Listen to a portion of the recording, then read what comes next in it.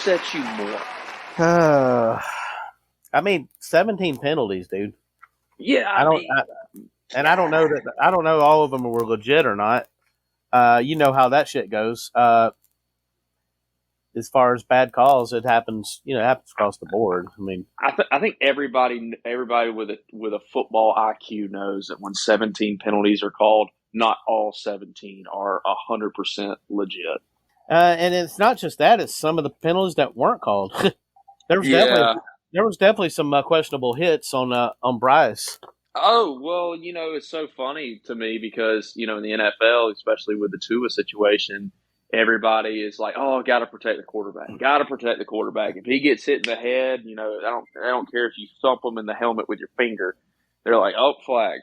If you hit him in the head at any cost, no matter if it's with your forearm, if it's helmet to helmet, no matter what, it's automatic flag.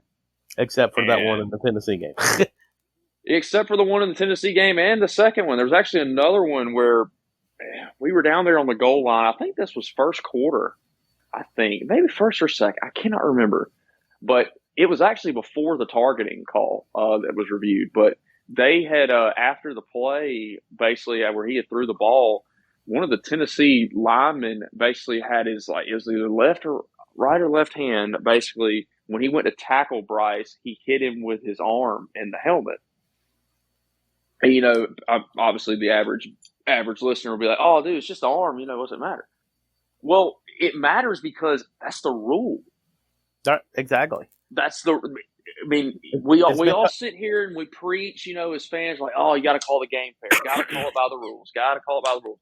Okay, well, if you want it called by the rules, if that's what you want, you can't have it both ways. You got to have it one way or one way only.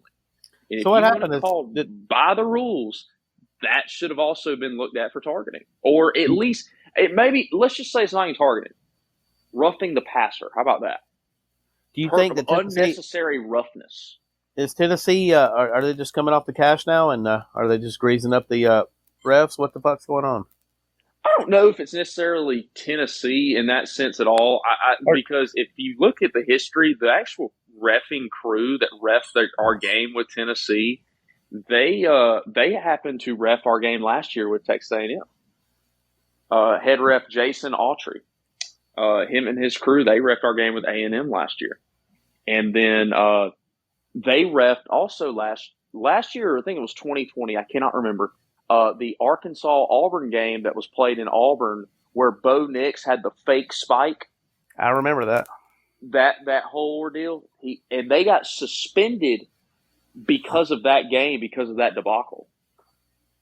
And what I can't understand, and this is where I've always talked about, because I'm not blaming the refs for why Alabama lost at all. I'm not doing that, because if I did that, I would be considered a Georgia fan, and I'm not doing that because I've had to hear enough about referees from Georgia fans for the past 15 years of my life. Actually 27 years of my life, excuse me. Georgia's never lost a football game. It's always about the refs. You don't believe them, just ask them. And if you don't believe me, you just look at all the articles they posted after the national championship in 2017. I mean, goodness gracious alive. Anyway, so what I can't understand about referees in college is college football is this big time cash cow. We have all this money and whatnot, but yet we can't get full time refs. We get guys that are high school gym teachers and all this bullshit, or insurance agents, and then on Fridays they fly out and they go ref a football game. I know. I actually graduated from Alabama with a friend of mine whose dad is a ref, and you would remember him too. You remember David Smith that played quarterback at Alabama? I do. He is a SEC referee, but you will never see him ref an Alabama game. That's what they do. They don't let them ref like an Alabama game. If you have a child affiliated with the university, if you have an affiliation with your university, whatever, you are not allowed to ref your team. He's never ref an Alabama game. Such a different time. I know that was before you were born, but David Smith was one of those guys that he couldn't do anything real good, but he would not get you beat. Yeah. And back then you could survive with a guy like that. You could even win a conference possibly with a guy like that. That ain't really flying these days, but sure. Back in that day, defense was so predicated back then because you could literally someone could run a slant route over the middle and you could have a safety or a linebacker absolutely tear their head off, and it's a highlight play on ESPN. Now the sumbitch could be thrown in prison. I don't know if you bothered to look back at old footage on YouTube of 1989 and Gary Hollingsworth's record-breaking year. Mm-hmm. You ever heard of Gary Hollingsworth? Yes. Yeah, he had Homer Smith was our offensive coordinator. I don't know if you've heard of him. He was kind of gone probably before you were born. No, I have not heard of Homer Smith. Yep, and he came in that year and we had a unbelievable fucking offense. Won 10 games in a row. Was set up to play Miami, the Miami Hurricanes for the national championship, and we end up going down to Auburn and losing 30-20. And we still ended up playing Miami. Of course, we were ranked number 7th by then, and had no chance to win the national championship, even if we'd have beat them. But oh gosh. So what was that? Probably 1990. That was 89. 89. Okay. Bill Curry's last year. Right before Gene Stallings came in. Yeah, see, I wasn't born until 94, so David Smith was, I'm going to say 87, 88. Mm-hmm. We had another guy named Jeff Dunn around that period, too. Yeah. Kind of went back and forth between David Smith and Jeff Dunn. Yeah, see, and that's my thing, on the referees, especially in college. Like pro football, we watch now. I understand there's 32 pro teams versus college. There's 130. So, to get full-time refs in college, I mean, you'd have to have a lot of them. That's a lot of refereeing right there.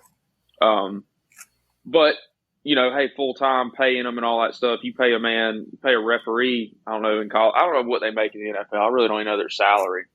But man, my problem with the refs, though, in college is just the lack of inconsistency that you see.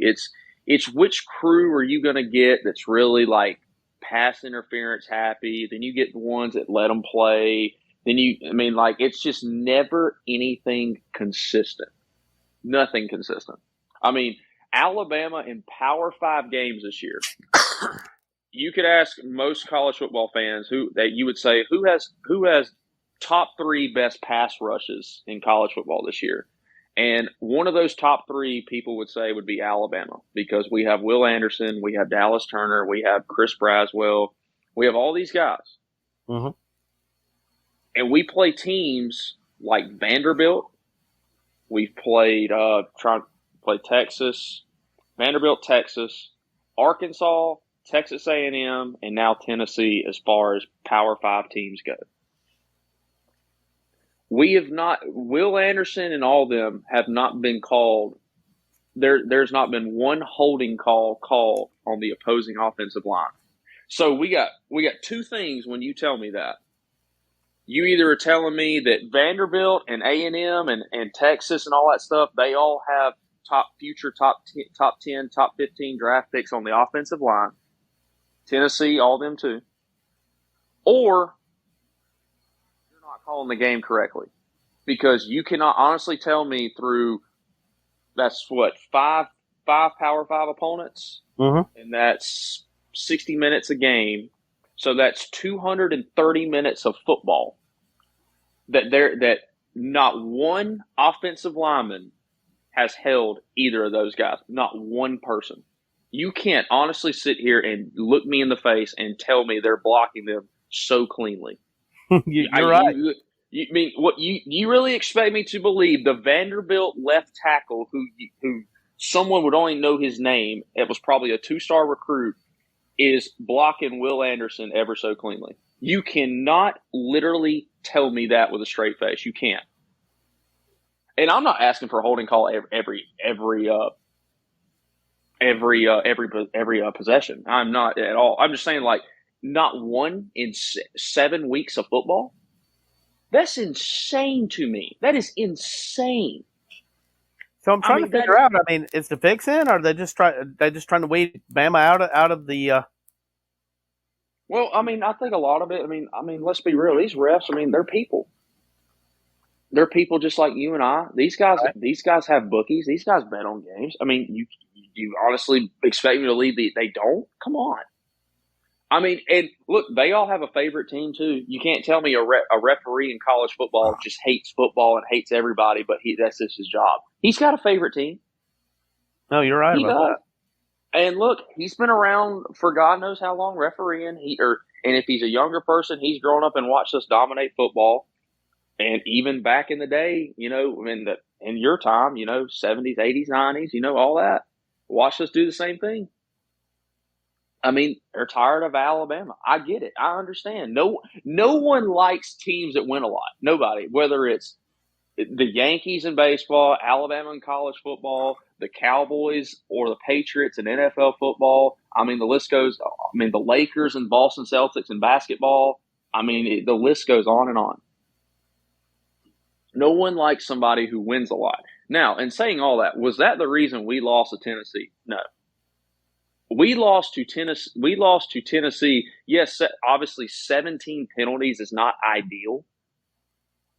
But hell, we had 17 penalties and we lost by 3. Yeah, that's amazing. I mean, let's just picture this. What if Tennessee would have had 17 penalties and Alabama would have had 6? What would the score have been then? Oh, Alabama by 20 3 touchdowns? Yeah, absolutely. It would have been a joke. Or if you It just wouldn't have been a game.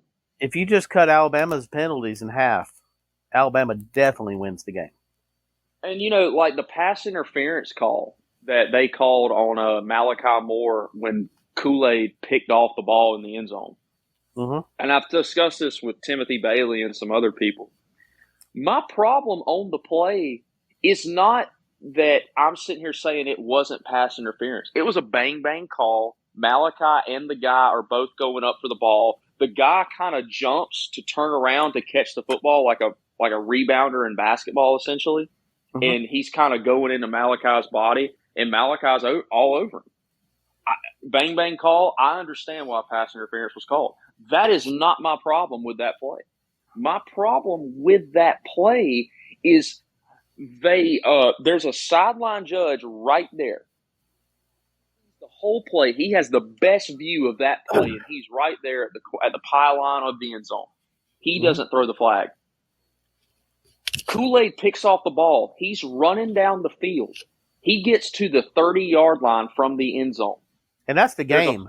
There's a flag thrown. There's a flag thrown by the referee that was in the end zone. But if a flag's not thrown there, that's probably the game. It's 100% the game. It's over. Game is over. We were up by we were about to go up by 2 scores. Game was over because it was already 49-42 at that point. Yep. So he intercepts the ball and he's getting to the 30. Well, flag is thrown from the guy in the end zone. Everybody's like, "Oh, it must be blocking the back on the kickoff."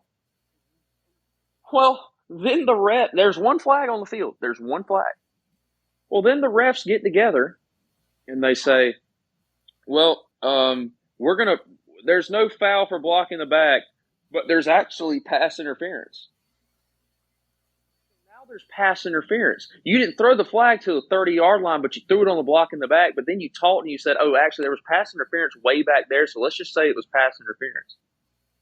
That is completely disorganizational.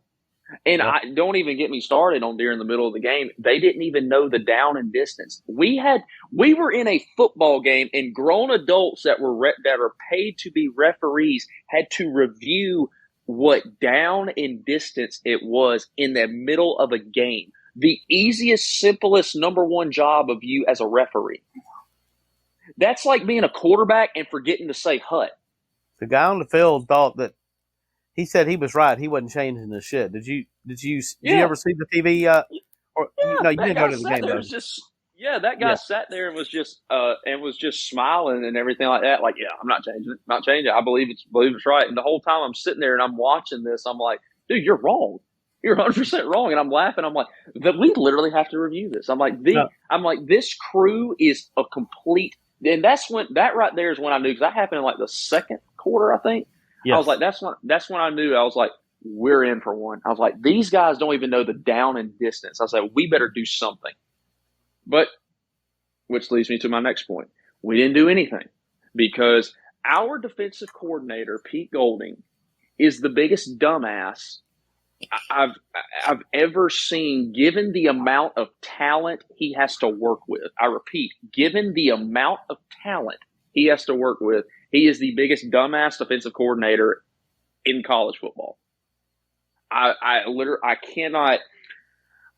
Our defensive game plan to go in a game against a team who has a very good offensive-minded head coach, one of the best in America, in Josh Heupel, with a really good quarterback in Hendon Hooker, with a plethora of elite skill talent around him. Our formula to go in the game to stop this guy was we're going to 3- and 4-man rush him to death. We're going to let him sit back there all day, have a Coke, smile. We're going to let him grill out back there, flip a couple burgers. We'll let him do whatever the fuck he wants to do, and then we'll let him throw. And we're sitting here and we're like, damn, why are we getting killed deep? Well, shit, I don't know. You're only giving him like 5 to 6 seconds in the pocket to figure out what the hell he's going to do. I can't imagine why. And what pissed me off, we did it the whole game. This is Dr. Balls, and you're listening to Smacking Off, the podcast. Listen to Smacking Off the podcast on Spotify, Amazon Music, and iHeartRadio. Also check us out on the Podbean app, Player FM and Podchaser.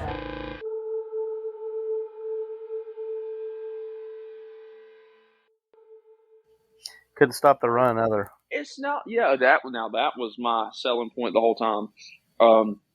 It's not like Jalen Hyatt caught 2 touchdowns and then we said, you know what, let's change it up a little bit. Oh no, the sumbitch caught 1, he caught 2, he caught 3, he caught 4, and he caught 5. And on all 5, the game plan was the exact same. We were the same defense from first quarter to fourth quarter. We never changed. It was absolutely the biggest joke of a game plan I've ever seen. And that's why I miss like Jeremy Pruitt and Kirby Smart so much calling a defense, because if you're going to give a man all this time to sit back there and do this, then you know what? Maybe I ought to change it up. Maybe I ought to blitz the shit out of him. You know, Deshaun Watson killed us in the 2016 national championship when we had we had what I believe to be was the best defense of all time, given the offenses we were facing and everything. Yeah, because look, don't sit here and people like to tell, oh no, this defense from the 70s was so good. Yeah, congratulations, defense from the 70s playing against a power eye. Awesome. Those guys were little. The 70s defenses don't stack up to even defenses that don't stack up today would be better than those 70s defenses. Yeah, we had Deshaun Watson, and granted, he killed us and he won the game. They won 35-31. I was in the stands in Tampa, Florida. But we beat that man like a bloody pulp. Reuben Foster had his ass out there helicoptering on the damn field when he hit him. He may have threw for 400 and kicked our ass, and congratulations to him. But it damn sure wasn't because we let him sit back there all day long and then he just ripped us apart. He had to make shit happen and do everything possible. But what we did against Tennessee, it was literally the same game people saw in 2020 when we played Ole Miss in Oxford. The only difference is our offensive coordinator is not Steve Sarkisian, and we can't score 63 points in a game off eight total possessions. Right. We can't do that with Bill O'Brien, because Bill O'Brien's not a good offensive coordinator. Bill O'Brien is Jimbo Fisher 2.0. The only difference is he happens to have a little Patrick Mahomes at quarterback that's a generational talent, and he masked everything he does.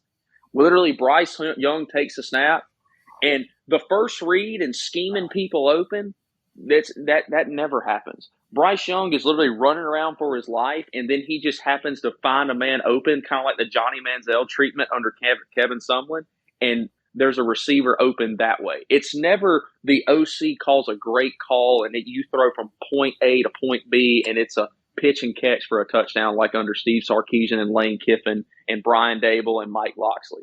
It was never like that. We do have to hand it to Bill O'Brien for this Tennessee game, though. He was not the weak link in this game. No, he was not. He was not the weak link. He was not the weak link. The only problem I have with him in the Tennessee game is the very last drive when we're driving and the game's tied 49-49. Yep. It's first down and there's 35 seconds left. Bunch formation, Tennessee is literally stacking the line of scrimmage with 8 men because they're daring us to score because they have no faith their defense can even get a stop. They want us to score to leave them 30 seconds on the clock so that way they have an opportunity to go tie it up because they felt like that was their best opportunity, which I don't blame them because Tennessee's defense is shit. It is not good. Well, our court, instead of calling plays over the middle, his first down call, he calls out patterns to everybody. Obviously, they have the sidelines blanketed. And we had 2 timeouts, so there's no reason to even try to go for the sidelines anyway. Second down, Jahmyr Gibbs runs the route, which he should have caught this ball. I'll be the first to admit. Jahmyr Gibbs dropped this ball, and it sucked. And then third down, we try to go deep to Jermaine Burton, and we didn't even have to. We literally 7 to 10 yards in the middle of the field was wide-ass open. Next thing you know, we're trying to kick a 50-yard field goal attempt, which I don't even blame our kicker for. That's a tough-ass kick. I mean, 50 yards, right hash, a rocking environment. I mean, that is a tough kick. Obviously, our kicker's not why we lost, but Pete Golding's defense, I mean, we have a scheme problem in our defense because Tennessee, Josh Heupel does stack formations, numbers to numbers, outside the numbers. And what he does, he gets stack formations out there and he isolates your safeties. And what he did, he gave Jalen Hyatt had a free release the whole time. We never jammed him at the line of scrimmage. We never did anything like that. And what he did, when he got him on the free release and got him about a 10-yard head start already running, he matched up our safety one-on-one, and our safety, you can't ask a safety to cover a fast wide receiver man-to-man. You cannot do it. Right. They're not. There's only a handful of safeties, especially strong safeties, that can even run with somebody like that. It's a awful matchup, and we never adjusted. Now the good news is because this is where people you can figure out that really know football that really don't. People assume, Alabama's secondary is terrible. Anyone can throw on them. Not true. Not true at all. The only people that can truly exploit Alabama's weakness in their secondary are teams that run those stack formations, numbers to numbers like that can isolate the matchups on the safety. We played Mike Leach this weekend, and he throws the ball a shit ton. Mm-hmm. Stack formations on the outside, numbers to numbers, is not his thing. He just throws the ball a lot, and that's what he does. But as far as the actual scheme and all that, it is nothing like Tennessee. Josh Heupel got that scheme from Art Briles. Art Briles ran that scheme when he had RG3, Katie Cannon, and all those, and Terrence, Terrence Coleman, I think was his name, at Baylor. That's where that whole scheme came from. And then Jeff Lebby was at Ole Miss with Kiffin. Well, Jeff Lebby and Art Briles, that happens to be his. I think Jeff Lebby is Art Briles' son-in-law. Yeah, he is. So he took that scheme, and that's what killed us in 2020. And when we played Ole Miss, and everybody assumed last year when we played Ole Miss, Ole Miss is going to do that to y'all again this year. When you play them in Tuscaloosa. And they couldn't because they didn't have the personnel at receiver last year to do it like they did in 2020. They couldn't do it regardless if Matt Corral was there or not. I mean, you got to have a perfect team and a perfect scheme to really do this. Even Ohio State, as good as their wide receivers are and C.J. Stroud and all that, they would be easier to defend than Tennessee the way they do those stack formations. And I know people find that so hard to believe because all they look at is passing yards through the air, but they never look at the actual scheme. Right. But But the reason why Alabama really, though, is to your point a couple minutes ago, why we really lost that game, we did not contain Tennessee's run game. Tennessee, in their offense, and Georgia did this last year to them, and Alabama did. We held them to 65 yards rushing last year. Georgia held them to 55 last year. And even Pittsburgh this year held them to 91 yards rushing. Mm-hmm. When you hold Tennessee below 100 yards rushing in their offense, they have a ceiling. And their ceiling is about 27 points. There is no world where Tennessee rushes for under 100 yards and Hendon Hooker throws for 500 and Tennessee throws up 50-plus points. That doesn't happen. It's never happened, and it won't happen. They have to have that run game to predicate how they do things. And because what that running game does for them is when they spread you out that wide, they have obviously 5 offensive linemen, quarterback, running back. Well, what they do is they look at your box and they see, all right, do I have 5-on-5 here, or is it going to be 5-on-6, or is it going to be 5-on-7? Well, if they see 5-on-5, they're running the football. They're going to run dead at your ass. But if they see they have a mismatch of 6 or 7 or 8 in the box, they're always going to throw because they don't have numbers at that point, and they go so fast. That's what's so tough about trying to defend them. On our schedule, who worries you, or does anybody worry you? I mean, Ole Miss in Oxford worries me because of Lane Kiffin, but I don't think Jackson Dart is a good enough quarterback to exploit us like Hendon Hooker did, and I don't believe Ole Miss has the receivers Tennessee has to do what they did either. Now, Ole Miss has better running backs than Tennessee. I think Zach Evans and Judkins are better backs than Jabari Small and Jalen Wright for Tennessee, but I harped on the whole game that I thought Alabama was going to beat Tennessee because I thought our rush defense was elite and we were going to make Tennessee one-dimensional just like we did last year, and we didn't. No. Our rush defense did not. We gave them each of their running backs averaged over 4 yards a carry, and they killed us. And that is what ultimately lost Alabama the game. I know everyone assumes it was because, Jalen Hyatt was running free and all that stuff. But what really ultimately lost that game is their run game. Because what happened is we couldn't play a 4 to 5 man box when they started running the football. We had to bring 6 or 7 in the box, which left fewer guys in coverage, which left more guys man to man on isolation, and they killed us. I guess it'll be interesting to see if Alabama responds to the loss the way they typically respond to a loss, because Alabama is usually a better team after they lose. Well, the thing about Mississippi State, Mississippi State the past 2 years since Mike Leach has been there, they've scored 7 points on us total. Yep. Mississippi State is we're a terrible matchup for Mississippi State. In theory, not to mention we're kind of pissed off, I guess, about the law. I guess we're pissed off. Hell, Will Anderson came out this week and gave some anxiety speech, which really pissed me off. I was like, dude, come on, man. Like, we just lost. Like, you don't take it like a man. Take the L and be done with it. Like, don't sit here and act like a puss on national television just because your feelings got hurt. Like, don't have some dog in you. Yep. Man, we need that Reuben Foster dog, that Jonathan Allen, that Ryan Anderson, that Marlon Humphrey type dog. And don't sit there and do that shit, man. Real quick before I go, did you read Feinbaum's article this week? He's basically saying he thinks Saban is about ready to hang it up, which I don't know. One thing I can honestly say about Paul Feinbaum, and he did this when Mike Shula was here at Alabama. Paul Feinbaum will say or do anything for clicks. Yeah, he's definitely he's got a history of that. He will say or do anything to push the agenda. His theory is that Saban's having a hard time with NIL. And that he's not able to intimidate the players because they're just like, we'll just transfer, and he's losing control of the team. And we'll see if that's the case. It's that, and I'm not going to say that's not a legitimate thing he's frustrated about, but he's not the only coach frustrated about that. Every coach is frustrated about that. Oh, I know. Every coach is. Alabama's main problem, 2 coordinators, and I'm a firm believer in this. your head coach is one thing, but your coordinators, one is the head of the defense and one is the head of the offense. And your defense and your offense, they take on the personality.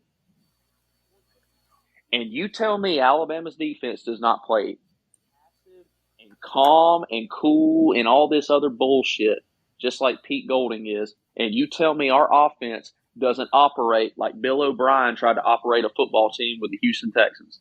The only difference is Bryce Young saves his ass and Deshaun Watson saved his ass in Houston. That's the only difference. Other than that, our offense and our defense operates exactly like their personality. And when Sarkisian was here and Kiffin and Brian Dable, our offense operated just like their personalities. And I think their resumes speak for themselves. And when Jeremy Pruitt and Kirby Smart were here, you look at their personalities. You look how fiery Kirby Smart is on the sideline. Jeremy Pruitt, hard-nosed, in your face, in your shit. You think we'll see how our defense has performed? Think we'll see a change this year? You have to. I think you have to get rid of Pete Golding, and especially Bill O'Brien. I hate Bill O'Brien almost worse than I hate Pete Golding. The only difference is, like, Bill O'Brien literally, I mean, I can't even fathom Bryce Young every time he goes to sleep at night. He is probably like, holy shit, I bailed this double chin fuck out every night. And it's just, I mean, literally this week against Mississippi State, count how many times Bryce has to run around and make a play. Because the play's not there. Because the scheme is terrible, and it's basically our way of getting guys open is Bryce running around, and obviously a DB can't cover a receiver, but for so long, someone's gonna get open.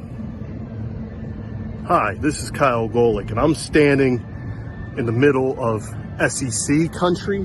We're over here, Big Ten country here. Where do I stand? SEC, Big Ten, SEC. Big Ten. You're listening to the Smacking Off the Podcast. Support Smacking Off the Podcast by patronizing our affiliates' products. Go to our website at smackology.42web.io and click the affiliates link. There you will find a host of great deals to stretch your dollar to its fullest. Great products like Showtime, Shark Vacuums, Dish Network, Vidgo, Hulu, NFL Plus, and GameStop.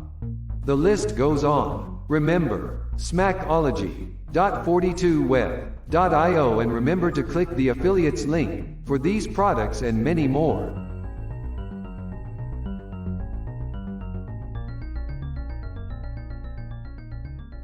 Thanks to Bama, we have raised in the SEC over $650,000 for other teams running the field because they beat Bama.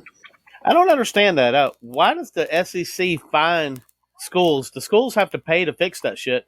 Why do they? Well, I don't get that. Okay, so they started it in 2004, and they said because the fields are being destroyed. Well, the schools were like, we have to fix it. So what is it your problem? Right. Thing. Well, they enforced it. So since 2004,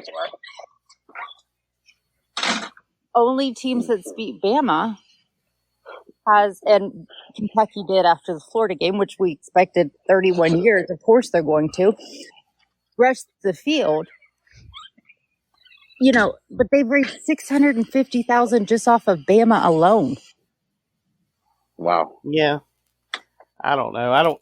I don't know if the SEC should be able to fine a school for that unless the SEC had to pay for it, and they don't have to pay for it. The school has to pay for it.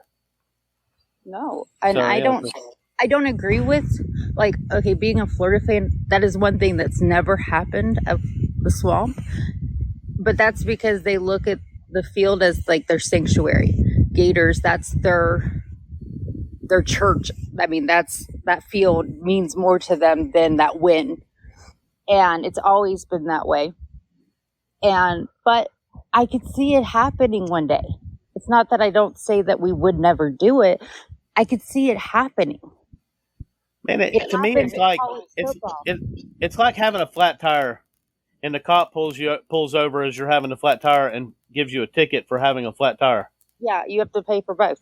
Right. I don't quite understand it, but like USC and Utah, Utah winning, everyone knew they were going to. Emotions were high. Why they were playing that game the way they did was for their two players they lost. I mean, their face mates. That game was emotional. Yeah, I heard something about that. Yeah, it was emotional. Utah's been giving everybody fits since they joined the pack. Yeah, other than Florida, and I don't know how we pulled that one off. Well, that's in Gainesville. That's a hard game to win. It doesn't matter. Florida could be a 4-win team, and they'll still play you off your feet in Gainesville. If they're going to do it, they need to just go ahead and do it. You're going to bring 2 more into your conference next year, then have to redo the schedule anyway because you've already canceled the tournaments. And see, Texas holds, in baseball alone, you guys hold one of the biggest tournaments in the country. Yeah, they do. And I hope it's sooner than later because I want to see UT play with. I mean, this conference kind of got old quick. You know, it was always, for the most part, UT and OU that dominated this conference. Mm-hmm. You know, and with the SEC. And now you guys are leaving and you actually got other teams to play. Yeah. I mean, that's just how it works. I guess they're getting you ready for the SEC. I'm not sure that. I'm kind of looking forward to seeing how they arrange this. I mean, are we going to have divisions, or is it going to be pods, or is this going to be one big conference? And the last I heard is that Auburn and Bama were supposed to come to the East, and Texas and OU was supposed to go to the West. I mean, that would geographically make sense as long as they can figure out how to get. They need to go ahead and put Missouri in the West too. Mm-hmm. Yeah. Or we could just get rid of them. Yeah, I mean, get rid of Missouri. Who do we trade them for? We'll just send them back TCU. We'll take TCU, and we'll give you Miz back. Yeah, right. I mean, come on, it's a fair trade at this point. They haven't produced anything for the SEC in a while. At all. Ever since they left the Big 12, they haven't done anything. Mm-mm. So at least they can go back and maybe get a chance. It's just like Colorado. Go ahead. It's just like when Colorado left the Big 12, they haven't done nothing. Nothing. And in the late 90s and early 2000s, they were actually a decent team in the Big 12, but once they left, it was nothing. So it's like, I want to see what UT can do with a better conference. I think UT and Oklahoma is going to have maybe a rough first year, getting used to SEC play. Other than that, I think they'll start maneuvering in pretty well. I mean, you guys have met up with most of our SEC schools in bowl games, so I don't see an issue there, but I don't think teams like OK State could make it in the SEC. They don't stay long enough. Nah, they have 1-2 good years and then they're done. This week. I do. I think they're pissed. I think OK State. Think so? Oh yeah, I think their quarterback, I think Spencer, is going to come out and dominate. He wasn't healthy in the TCU game. So what was that whole issue with Gundy on his defensive substitutions? Oh my gosh, that game was absolute horrible. Because I can't really find much on it, but I know that TCU coach, he was pissed. Well, they were keeping 12 men on the field longer than they were allowed to. Like, defense is allowed a little bit longer to keep when they're doing a swap. So there's going to be a short period where there is 12 men on the field, but every time TCU went to snap the ball, there were still 12 men on the field. They didn't get off the field in time, and the refs kept calling it in favor of OK State. Okay, I see. I read that rule actually today about that. But the thing is, if the offense snaps the ball before 29 seconds on the play clock, it's a delayed game on the offense because Mm-hmm. they're allowed from 40 seconds down to 29 seconds. The defense is allowed to make substitutions. And they were all after. And they were and they were the refs were allowing Oklahoma State to substitute after that and holding the ball. Which could be an advantage for Texas if he sticks with it and you guys get the decent refs. You can fight it and you guys get those penalties. Well, We didn't apparently have the right refs. he's already being looked at. I mean, they're going to start looking at him more now because I don't the believe refs it. are. We had the same crew for Texas, for TCU, Oklahoma. And the crap that they pulled in that game? Mm-hmm. No. Hopefully you guys have a different set of refs because they were horrible.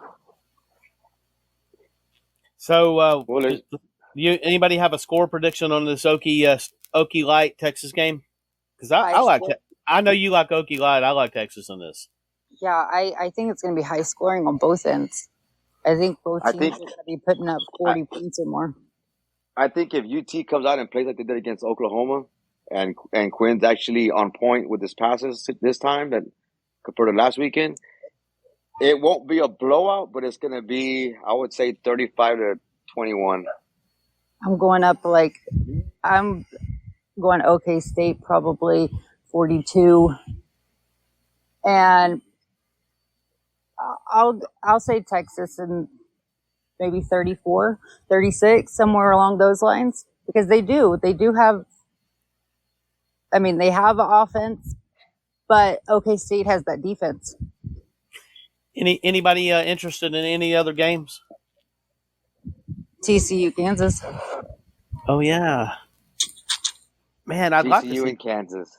Yeah, I'd like to see Kansas pull another win out because they haven't gotten bowl eligible yet, have they? No.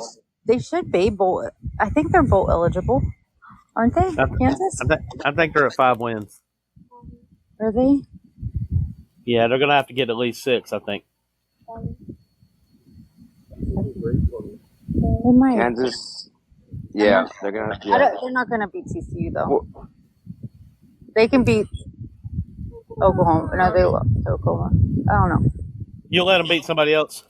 Baylor. They can lose to Baylor or win to Baylor. I don't care about that one. I do believe that TCU though will run the table till they get to Austin.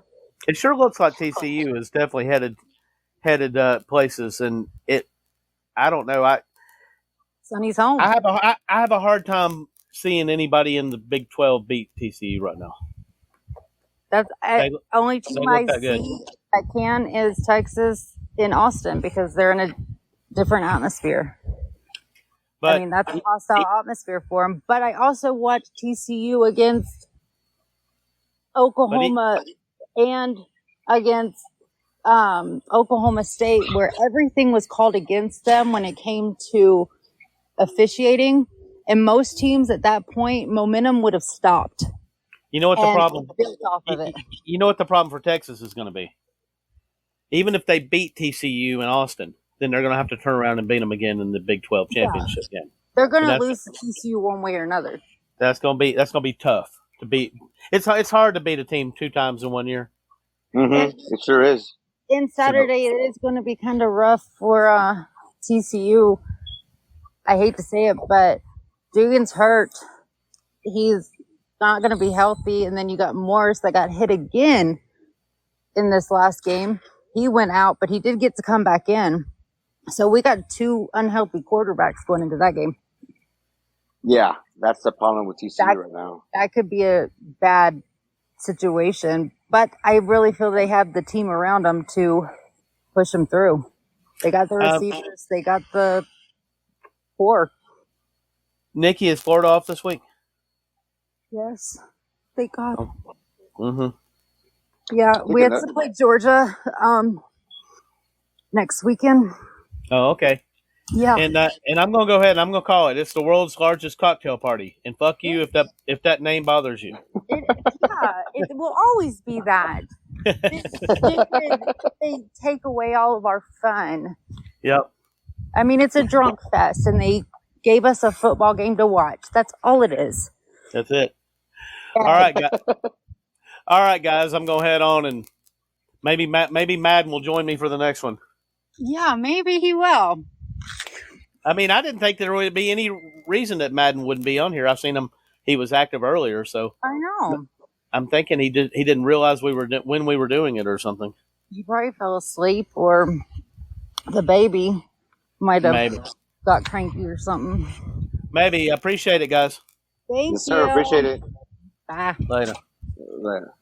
Hello, this is Viral TikTok King and Justin Brindley. You're watching Smacking Off the Podcast with Doug and Shannon. Watch what you love for less with Roku. Follow our affiliate link at smackology.42web.io for the best deals on Roku and many other great products.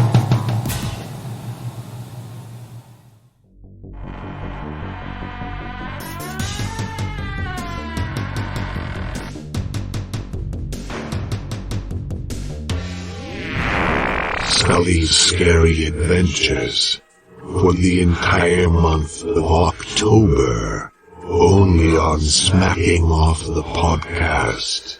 Alright, this probably has to be the probably most realistic, scariest moment of my life. I was 17, so that would have been 1988. Well, every local area, every small town America, everybody has their own, myths, witches and, folklore.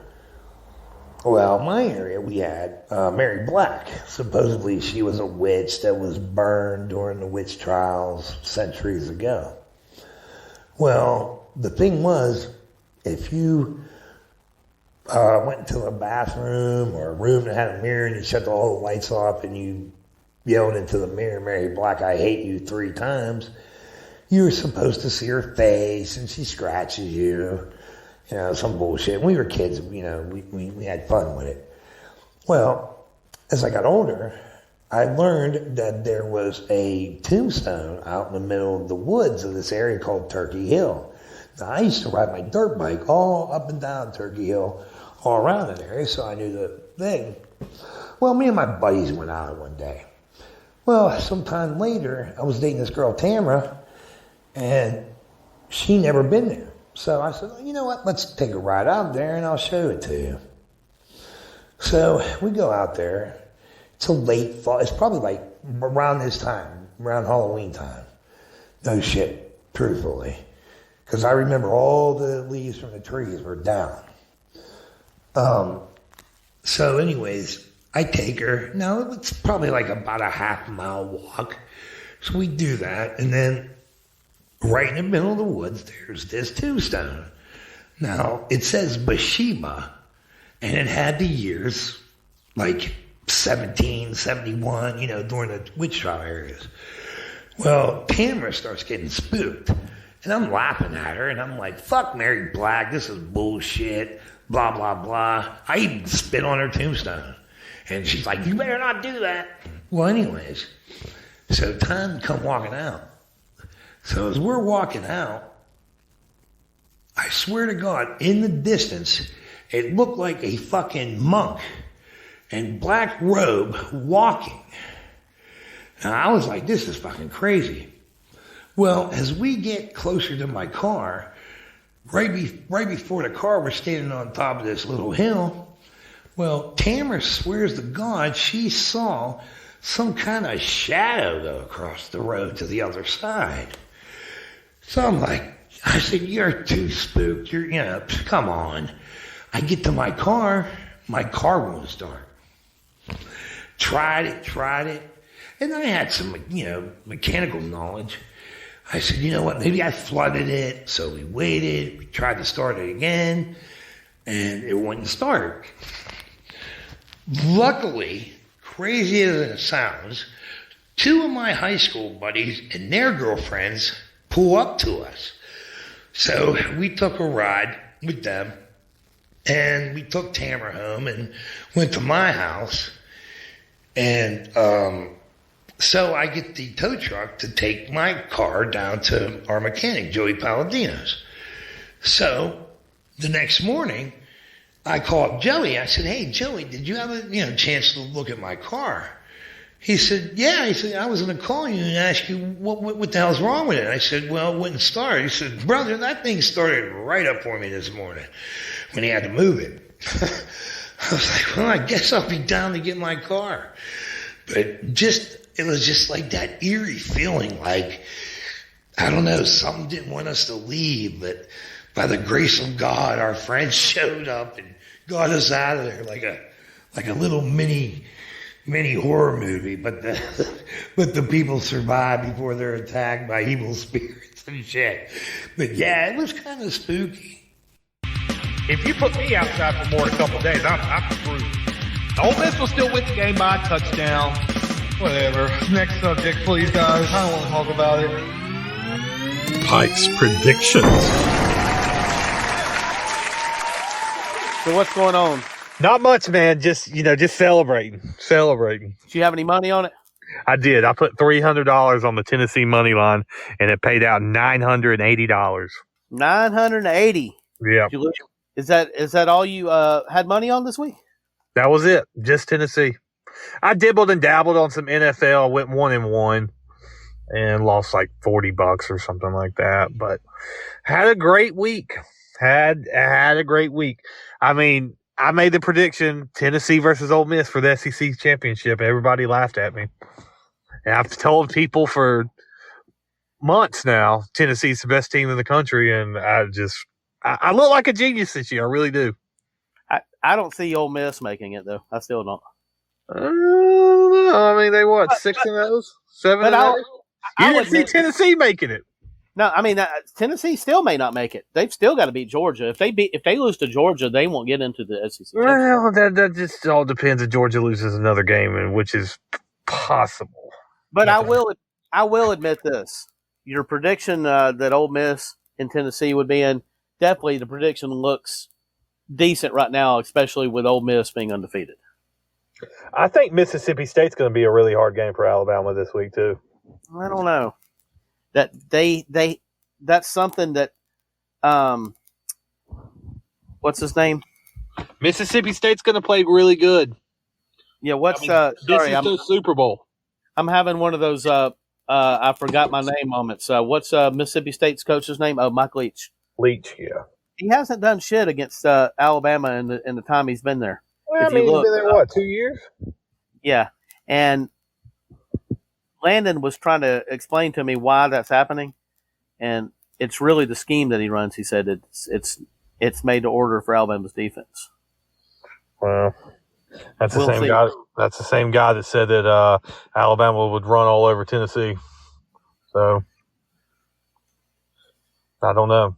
I think one of the biggest keys to this game was, we can talk about Hendon Hooker all we want, but the fact that Tennessee was able to run for 180 yards is why Hendon Hooker was able to, why Bama couldn't get pressure on them. Is you can't get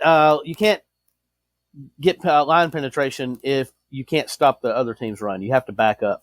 I'll say this: it's the worst Alabama team in probably the last 10 years. They're really not that good. Secondary's awful. Might be one of the probably the worst secondary in the West. So Bama typically responds to losses by winning the rest of their games. You don't think that's going to happen? They typically beat Tennessee every year, and they did. So it's like true, but this is not. But this is not the same Tennessee team. I mean, it's not. Say it, Doug. Say it. I've been waiting on you to say it. Yeah, but you're acting like Bama's just so far down. I mean, you forget that this was a 49-49 game, and either Tennessee is really good or Bama's bad. But I don't think both of them are true. If Tennessee's really good, if Tennessee's really good, then Bama's really good. You have to admit that. I don't know. I mean, that was just such a big win for the University of Tennessee. It really was. But you have to admit that Bama didn't come. Bama came pretty close to actually pulling the game out. So, I mean, no, they didn't. Not really. I mean, they were driving there at the end and missed that field goal. But other than that, I mean, that's all it takes. That's all it would take. At halftime, I didn't think Alabama had a chance. There was never a point in that game unless the last drive of that game. Well, after they got the scoop and score and they went up 6, wasn't it? That's when I was like, oh, fuck, Alabama's going to win. But that was like, what, the last 5-6 minutes of the game, you know? I felt really good for 3.5 quarters. You have to admit, though, at the end of the game, it could have went either way. I cried after the game, Doug. I did. Because, I mean, Alabama has just screwed me so much over these years because I always bet against them and go against them. And then finally, it was just like I finally caught one. You know what I mean? I caught that break that I needed. You need to go ahead and capitalize while Alabama's down. Like you said, this is the worst Alabama team in years. Go ahead and bet the house on Mississippi State to win at Starkville, and then you can really suck it to their ass while they're down. Well, I'm in Facebook jail, so I tried to start a new profile, and it won't let me. Oh, because it knows your phone. You're doing it from the same phone, right? Yeah. So, like, how do I get around it? You need to jump on a PC or something that doesn't have the same IP address. And What do you mean? Like can't be connected to the same Wi-Fi? Same Wi-Fi. Not sure that would do it, but it definitely knows your phone. That's the thing about phones. And what do you have? Do you have an Apple or do you have a Android? Yeah, I have an iMac computer and then I have an iPhone. Yeah. Okay. Yeah, it definitely knows your phone, and it may know your iMac as well. But I haven't even logged into Facebook on my iMac, so I might be all right there. Do you have any pre-existing fake accounts? Yes. Well, I can't give them away. Can you not get logged in on them? Oh, I can. Well, that's what you do then. But then they're going to know that I'm that person. And I don't want them to know. All you have to do is pop in there and go on and say, I'm borrowing this account. Or something like that. Yeah. You know, a lot of people in that college football frenzy, a lot of them Alabama fans suddenly disappeared. But you know what? It's the thing with them Alabama fans, like they become like motivational speakers after they lose a game. Like they get all in their feelings. They start writing these big long posts and stuff like that. It's just so hilarious. I just love it. Well, you got to admit, Alabama in Saban's tenure there, not too used to losing. Was that Saban's first loss to Tennessee? Yes. Wow. Mm-hmm. I'm not sure if it was his first loss to Tennessee ever. He may have lost to Tennessee at when he was at LSU. Yeah, but while he was at Alabama, that's his first. Alabama. Yeah, when he came in, Tennessee had won I'm going to say 7 of the last 9 against Alabama. And he hit the ground running. He beat Tennessee first year, 41-17, I think. And like I said, he won every year until this year. It's amazing. Were you upset after it all went down? You know, it's such a long streak. I knew it was coming to an end, and it had to come to an end at some point. And you said that. Yep. And no, but I really thought Alabama had a good shot. I really think they played a stupid last minute of the game. They really should have just tried to score a touchdown. Do you think they should have punted it instead of going for that? I mean, I know hindsight's 2020. No, I think they should have thrown it downfield. They wasn't really doing that. They went conservative, and they were just trying to get – it's like they thought, 50-yard field goal, we got this. And I knew that's a high-pressure kick. You're in a hostile environment, and the dude's been pushing right for 2 weeks now. So it really wasn't a smart move because it was all tied up. All they needed to do was they needed to take some chances and see if they could score a touchdown. Because according to Beamon, Tennessee was really trying to go ahead and give Alabama a touchdown because he said they were just trying to get the ball back so they could get it tied back up because they didn't believe their defense could stop Alabama. But instead, Alabama played it conservative and said, "Fuck it, we're gonna fuck around and we're gonna try to kick a field goal." Oh wow! So I thought this Mississippi State game was in Starkville. It's in Alabama. Oh yeah, it is, isn't it? It's in Alabama. Oh yeah, it is. Damn, I keep thinking it's in Starkville as well. Maybe it's your fault. So Alabama's a 21-point favorite. Yep. So yeah, I don't really. God, if that game was in Starkville, it'd be such a different game. You got any? You got any predictions this week? I do. The game that I like, the game that I really like this weekend is South Carolina +3 against Texas A&M. Texas A&M just But Radler, I mean, that quarterback, he sucks, but like he's good enough to win him a couple conference games. This one being at home, they could lose by 3. I think that's worst case scenario, and you cover your money, But I could see like just a really close 28-27 game right there, or possibly even South Carolina winning by a touchdown or something like that. I think South Carolina's going to be able to put points up on them. Well, I'll say that. All right. But yeah, that's my lock of the week. South Carolina +3. All right. I'll talk to you next week. And Tennessee's going to win the national championship. You're still going with that? I'm still going with it, baby. Go Vols. Let me tell you something before you hang up. What? I do think Tennessee is going to beat Georgia. I don't think that Georgia is going to be able to make them one-dimensional. I did not see Georgia beating Tennessee. Not even.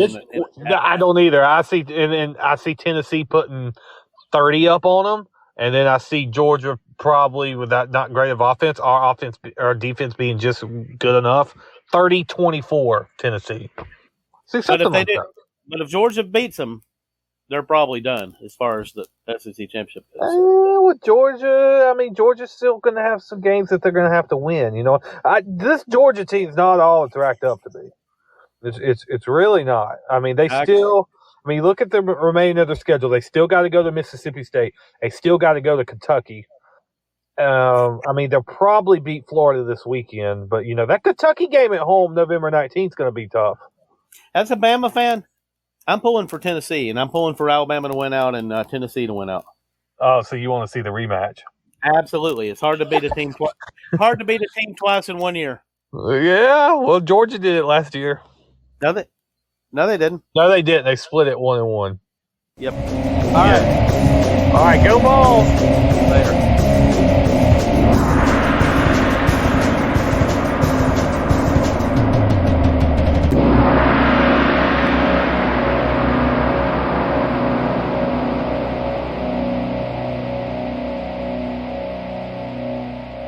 Here's 6 things that you can do to help support this podcast. Like, share and comment on our videos. Buy our merchandise. Use our affiliate web links to buy great products and services from our affiliates. And tell others about our podcast.